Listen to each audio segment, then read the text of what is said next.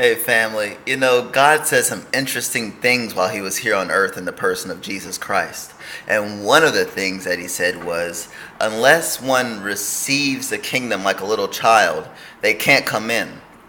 And we have to wrestle with what that means. And so, in looking at a child and how they receive, first let's look at their faith. Let's look at their faith. Kids believe what you tell them, especially if you're older than them, if you're wiser than them. They come from a state of kind of already humility, where they understand you're an adult, you know more. I listen to you.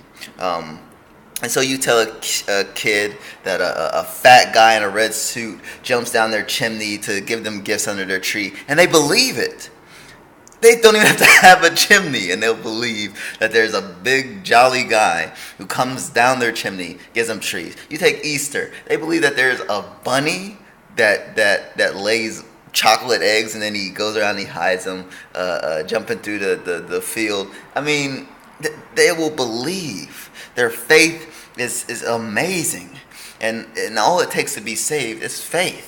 It's a gift, and you just receive it by believing it. Why do you have to have faith and believe it? Because you weren't there. You didn't see it happen. You didn't see Jesus get crucified. You didn't see him raise from the people from the dead and do all the miracles and live the perfect life that he lived before he was crucified. And then you definitely didn't see him nailed to a cross. You definitely didn't see him thrown into a tomb. And then 3 days later, you didn't see him up walking perfectly fine. And so you have to receive it by faith. You have to believe like a child believes. And when you give a child a gift, let's look at the joy.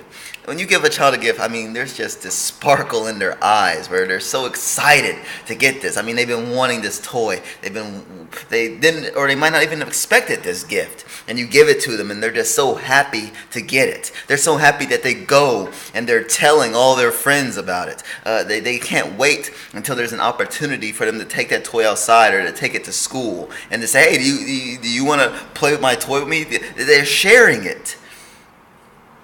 So Jesus doesn't expect you to receive it with joy, to believe and then receive it with joy. He expects you to be so excited about him, about his gift, about the Holy Spirit, that you're sharing him. That you're sharing him with everyone that you possibly can, because you're just so happy to have received this gift. Do you have what it takes? I want to encourage you, if you are saved. Now let's think about this thing. If you are saved, where's the joy that you have in receiving a free gift that you didn't earn, that you don't deserve?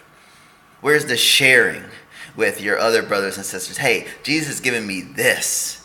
Let me share with you. Where's your going out to people who don't know Jesus out on the street saying, hey, can I just tell you about this gift I've received named Jesus? Let me share him with you.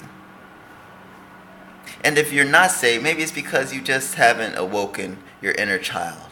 I want to encourage you to start to believe, start to have eyes full of wonder, waking up, seeing each day. I mean, as we get older, we can start to get a little pragmatic, and the glass becomes half empty all the time. I mean, it's just the world is cold and evil, but there's such splendor and beauty to the world. As I watched the birds fly across, that was really dramatic. There's just such beauty and splendor to the world. Come with each day looking at it like it's an adventure. And I believe that if you choose to really investigate Christ, really investigate what God did for you on your behalf, man, there's no way you can't believe and receive it with joy and share it just like a little child. Be blessed.